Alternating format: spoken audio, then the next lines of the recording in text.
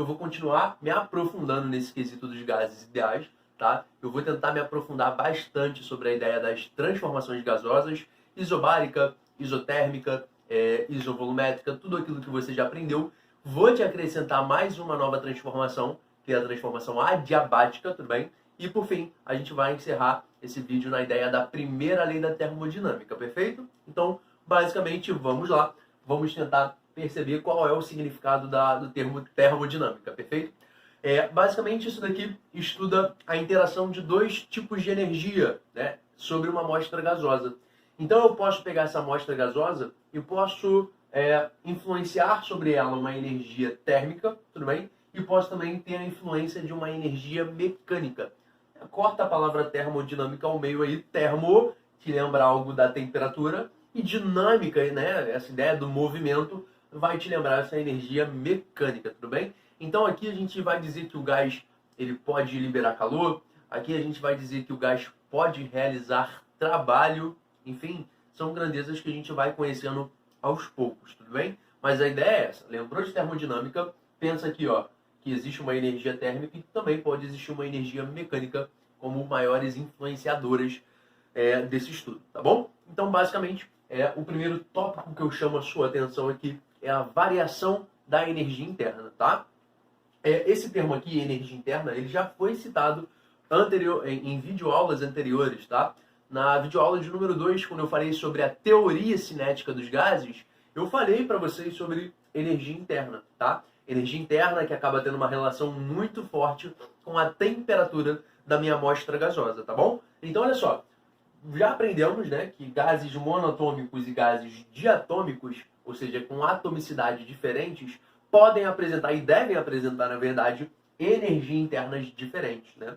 Como é que a gente costuma representar a energia interna de um gás monoatômico, né? Enfim, é só você lembrar do termo aqui, ó, 3 meios, tá? Dessa fraçãozinha de N, número de mols, R, que é a constante universal dos gases, e o Tzão, que é a temperatura absoluta. Já a estrutura da energia interna de um gás diatômico, ela é muito parecida com a estrutura do gás monoatômico. A única coisa diferente é que, ao invés de você escrever o número 3, você substitui pelo número 5, tudo bem? Então, aqui nós já temos as energias internas e eu preciso escrever justamente as variações dessas grandezas, tá? Dessas energias internas. Olha só, N vai ser um número de mols que a gente vai considerar constante, não estamos lidando com uma mistura de gases, tá? A gente está trabalhando com uma mesma quantidade de um gás que pode sofrer uma série de transformações, tá? Então, o N vai ser constante, o R por si só também é uma constante, e quem poderá sofrer uma variação é justamente a minha temperatura. Então, aqui já está escrito para vocês como que fica, né, a estrutura da variação da energia interna, tanto para um gás monoatômico quanto para um gás diatômico. Sempre lembrando que essa variação da energia interna vai ser diretamente proporcional à variação de temperatura, tudo bem?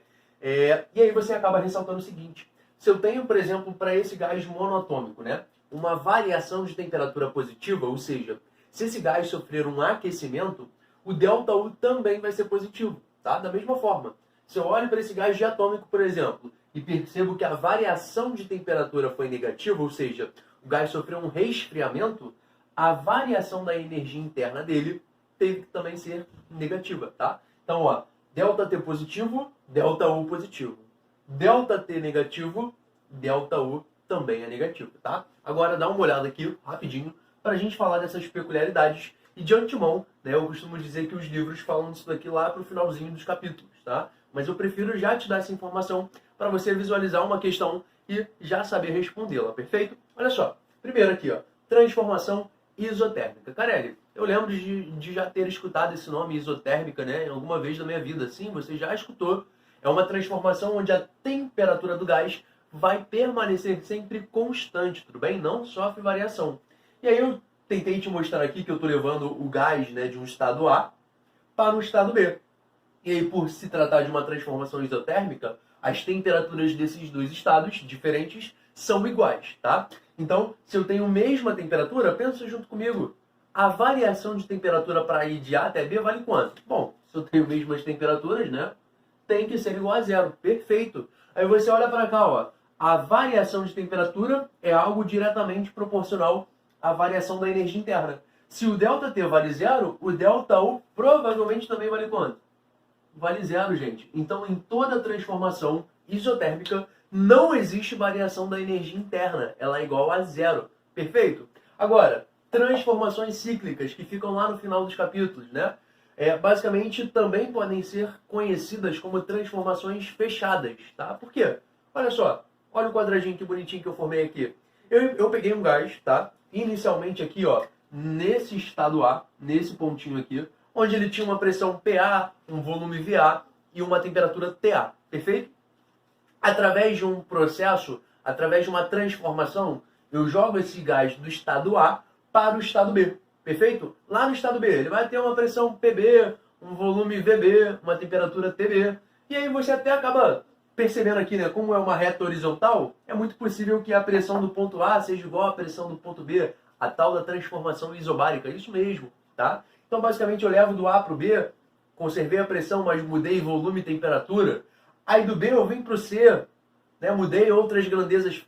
Do C eu vim para o D, continuei mudando as grandezas físicas, mas acabou que do D eu retornei para o ponto A. Aí a gente diz que nessa região você acabou formando um ciclo, né? Um ciclo vicioso. Você vai ficar saindo do ponto A e voltando para o ponto A, através dessas 4 transformações.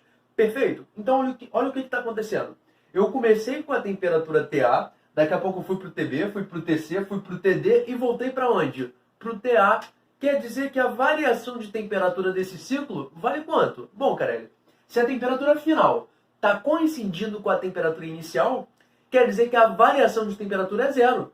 E se a variação de temperatura é igual a 0, isso já nos implica, né, que a variação da energia interna dessa amostra gasosa também é igual a 0. Perfeito? Então, a gente encerra por aqui a ideia de variação da energia interna. Eu só volto a falar dela lá na primeira lei da termodinâmica, tá? Mas ainda tem coisa para ser conversado aqui. E o próximo tópico que a gente vai abrir é o trabalho de um gás. Então, galera, dando continuidade no conteúdo, a gente percebe que o trabalho de um gás, ele tem uma associação direta com a variação do volume dessa amostra gasosa, tá? Da mesma forma que a tua variação de energia interna tinha uma correspondência com variação de temperatura, trabalho vai ter uma correspondência direta à ideia da variação volumétrica. Perfeito? Mas, Carelli, depende só da variação do volume? Não. A gente pode escrever que o trabalho de um gás é dado pela seguinte estrutura. Ou seja, o trabalho, representado por essa letrinha aqui, mas também pode aparecer a letra W para você, tudo bem? Então, o trabalho é igual à pressão vezes a variação volumétrica, vezes a variação desse volume do gás, tá? E aí você vai entrar naquele quesito de energias, tá? Para eu realizar uma variação volumétrica no gás, eu preciso fornecer energia para esse cara, tá bom? Então, basicamente, no sistema internacional, o trabalho ele é dado em Joule. E, basicamente, é através dessa estrutura aqui que a gente vai começar a brincar um pouquinho mais, tá? Então, olha só, eu faço uma observação para vocês que, na verdade, tem que ser um cuidado danado, tá? Olha só, primeiro caso que eu vou trabalhar aqui, primeira observação, é se o trabalho, né, for igual a 0. Então, basicamente, quando esse trabalho for igual a 0, a gente diz que não há realização de trabalho, tá? Isso daqui vai acontecer principalmente quando eu estiver dentro de uma transformação isométrica, ou seja, aquela transformação que também pode ser chamada de isocórica ou isovolumétrica, né? São os 3 nomes, são as três situações que querem dizer a mesma coisa. Para transformações onde a variação do volume for igual a 0, o trabalho automaticamente vale 0, tá? Então, olha só, trabalho não depende da variação do volume, se esse termo for 0, acabou, mata a tua questão, tá bom? Então, trabalho, ou melhor, não vai haver realização de trabalho quando você estiver numa transformação isovolumétrica, isocórica, isométrica, onde não há variação do volume, tudo bem? Nos 2 últimos casos, né, no número 2, eu tenho um trabalho positivo, tá? E para eu ter um trabalho positivo, quer dizer que a minha variação do volume foi positiva. Ou seja, está acontecendo uma expansão. Sempre que acontecer isso daí, eu digo que houve um trabalho realizado, olha que interessante, pelo gás. O gás que realiza trabalho. Agora, se você tem um trabalho negativo, quer dizer que houve uma compressão, né? O volume final é menor do que o volume inicial. Havendo uma compressão, a gente pode dizer que vai ter um trabalho realizado sobre o gás, perfeito? Então, na questão, muitos autores eles não colocam que o gás sofreu uma expansão. Eles não dizem diretamente que o volume final é maior do que o volume inicial. Como que ele pode se referir para você? Ele pode dizer que houve um trabalho realizado pelo gás. Aí você vai lembrar do conectivo pelo. Esse pelo, né, tem que te lembrar um trabalho o quê? Positivo, uma expansão. Caso contrário, o autor diga para você que houve um trabalho realizado sobre o gás, né, contra esse gás, você na tua cabeça, desculpa, tem que vir um termo compressão, redução do volume. Tudo bem? E aqui a gente entra em algumas propriedades gráficas. Para começo de conversa, eu vou trabalhar aqui com a minha primeira propriedade que vai surgir de uma transformação aberta, tudo bem? A transformação aberta ela é um antônimo, né? Ela é o termo contrário de uma transformação cíclica, que nós vimos aí basicamente na parte da variação da energia interna. Ou seja, a transformação cíclica era um ciclozinho que é uma região fechada. Aqui eu estou numa região aberta onde eu vou levar o meu gás basicamente de um ponto A até um outro ponto B. Então eu vou tentar fazer esse respectivo caminho aqui com a minha amostra gasosa, tudo bem? Você é capaz de se lembrar que esse gráficozinho aqui te parece muito o gráfico de uma transformação de fato isobárica, a pressão constante, ok? Sendo assim, eu vou resgatar o conceito de trabalho igual a pressão vezes ΔV, vezes a variação de volume, ok? E aí eu vou substituir o seguinte, ao longo da transformação do ponto A até o ponto B, a minha pressão ela vai ser constante, tá? Então eu vou dizer o seguinte, o trabalho realizado aqui nessa situação, tá, vai ser igual a pressão vezes a variação do volume. E se você parar para perceber, essa estrutura aqui, né, pressão vezes essa variação de volume, corresponde justamente à área do meu gráfico pressão por volume, tá? Então, ó, se você imaginar essa região aqui, ó, essa altura é dada justamente pela minha pressão, não é?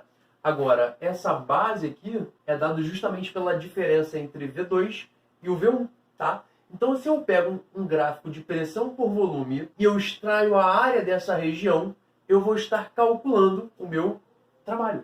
Então, a gente diz que para todo gráfico pressão por volume, né, o trabalho realizado é numericamente igual à minha área. Eu vou fazer só uma observação daqui a pouco para a gente falar sobre unidades de medida, já que o trabalho no sistema internacional está em joule, tá? Mas daqui a pouco eu falo sobre isso. Por enquanto, eu quero que você recorra a esse pensamento. Aqui eu comecei pelo caso de uma transformação aberta do tipo isobárica, mas agora eu vou te mostrar que isso pode acontecer em qualquer situação. Aqui está. Imaginei outros dois gráficos, né, correspondentes a transformações abertas, que não são cíclicas, que não são fechadas, tá? E aí, nessa primeira situação, eu estou saindo de um ponto A e chegando até um outro ponto B, né, fazendo uma transformação, onde eu estou mudando pressão, onde eu estou mudando volume, enfim.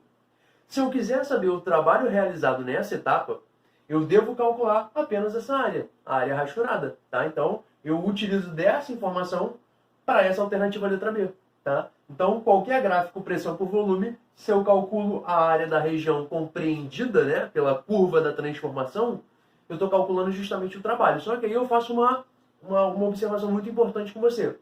Eu estou vindo do ponto A para o ponto B. Eu estou vindo de um volume maior para um volume menor. Significa que o ΔV, que a variação de volume, está sendo negativa.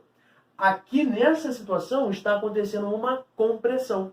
Então o que a gente pode afirmar? Na hora que eu calculo a área, eu tenho que dar um sinal negativo para essa área, para dizer que o trabalho de fato está sendo negativo e está acontecendo uma compressão. Então repara, além de ter que calcular a área, pelo fato de eu comprimir o gás, né, vir de um volume maior para um volume menor, quando eu calcular essa área, eu tenho que basicamente tomar muita atenção com o sinal desse trabalho. Compressão, tem que ter um sinal negativo aí. Beleza?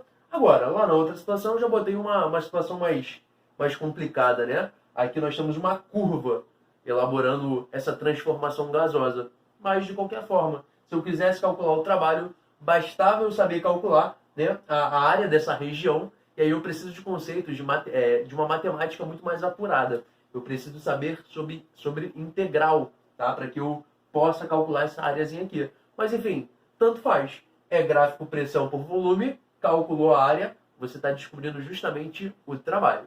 Mais uma vez eu repito. Agora eu vou falar com vocês sobre a ideia das unidades de medida. Como que elas podem influenciar nessa situação toda, perfeito? Bom, galera, aqui está um exemplo clássico, tá? De uma transformação aqui, ó, do ponto A até o ponto B, tudo bem? E aí ele dá os eixos para você do gráfico pressão por volume. O eixo da pressão está sendo marcado em ATM, tá? E o eixo do meu volume está sendo marcado em centímetros cúbicos. Bom, qual é a primeira coisa que você tem que fazer, então, antes de querer calcular a área da região formada? Você vem aqui, ó, exclui essa ideia da atmosfera, tá? Não trabalha com ATM, porque ATM não é do Sistema Internacional. E você olha para a unidade que está sendo usada no volume e você também não trabalha com ela, porque centímetro cúbico não obedece ao SI, tá? E aí você precisa se lembrar qual é a unidade que pode ser trabalhada aqui no lugar de ATM, né? Enfim, você pode colocar, por exemplo, o Newton por metro quadrado. Só que um ATM, né? Cada ATM, a gente já aprendeu aí nos vídeos anteriores que vale 10 a quinta Newton por metro quadrado, tá? Ou 10 a quinta Pascal, mesma coisa. Já o centímetro cúbico, eu preciso converter para metro cúbico. Como que eu faço isso? Eu posso substituir aqui como 10 elevado a menos 6 metros cúbicos. Gente, se eu já consertei os meus eixos, eu consigo agora tranquilamente calcular essa área aqui. Observei a minha figura formada, é um trapézio, tá? Calcular a área do trapézio é base maior, né, com base menor. Tudo isso vezes a altura, dividido por 2, tá? Então eu vou observar, olha a minha base menor. É o 3 vezes 10 a quinta, porque eu mudei a unidade, né? A base maior é o 5 vezes 10 a quinta. A minha altura é a diferença entre o 4 vezes 10 a menos 6 e o 2 vezes 10 elevado a menos 6, perfeito? Então, quando eu coloco tudo isso numa estrutura, e lembrando, o meu trabalho aqui, ó, vou até destacar, é positivo. Por quê? Houve uma expansão, né? Eu saí de um volume de 2 vezes 10 a menos 6 e atingi um outro volume de 4 vezes 10 a menos 6. O volume final está sendo maior. Então, o trabalho tem que ser positivo, tá bom? Basicamente, a minha estrutura final vai ficar essa daqui. 2 com 2 dá para cortar. 10 a quinta com 10 a menos 6 é 10 a menos 1. Então, a estrutura final ficaria 8 vezes 10 a menos 1. Ou seja, gabarito aí seria um trabalho de 0,8 joules. Tudo bem? Então, essa daqui seria a nossa resposta final.